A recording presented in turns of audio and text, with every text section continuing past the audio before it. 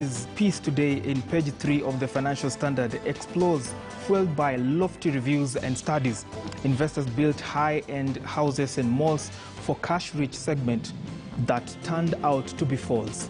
That story right there is on page 3 of the Financial Standard pull-out of the Standard newspaper today. And of course, our very own Professor Exen Iraqi with his opinion piece on page 8 of the Financial Standard. Do grab a copy, the hard copy rather, if you can get it. If you cannot get it, then you can make a purchase of the e-paper on our website. That is www.standardmedia.co.ke.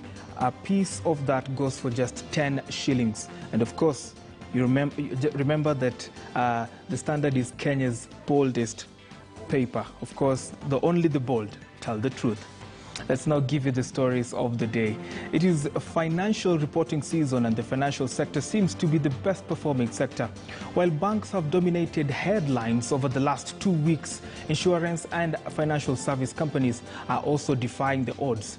So let's now give you more of this in terms of the numbers. Let's start off with Britam Holding PLC, which has recorded a pre-tax profit of 647 million in the first half of this year.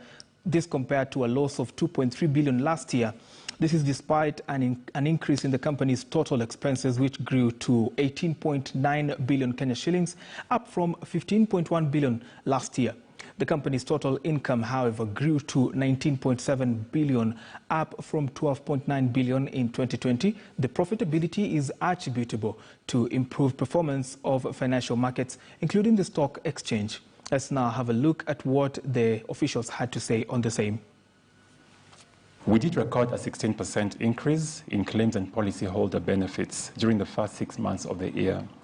This is as we continue to support and cushion our customers through the financial difficulties, which is attributable to the pandemic, and also as the macroeconomic environment improves. Looking a little bit more at our operations across the board, I am pleased to say that we're making tremendous progress with the transformation of our business. We've successfully concluded the restructuring of our business towards client-facing units. All right, still staying with matters financial results of the insurance sector. So UAP Old Mutual Group has made a recovery in first half of this year. The group recorded a profit of 552 million shillings compared to a loss of 57 million in the first half of last year. So let's give you more numbers on this. Of course, this is despite an increase in the net payable claims, which increased to 7.2 billion Kenya shillings, up from 4.85 billion last year.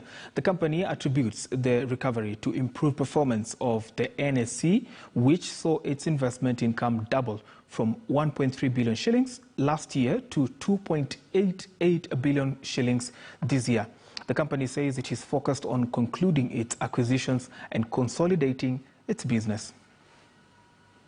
This was partially negatively impacted by higher claims, mainly as a result of higher mortality in our life business, as well as additional health claims following the COVID situation in our East African markets. We completed phase 1 of the eventual merger of Old Mutual Life Assurance Company, which was taken over 100% by UAP Life in the H1 of 2021.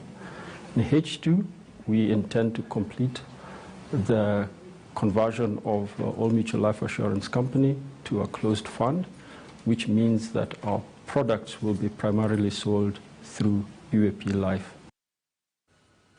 Very well, let's take more stories on our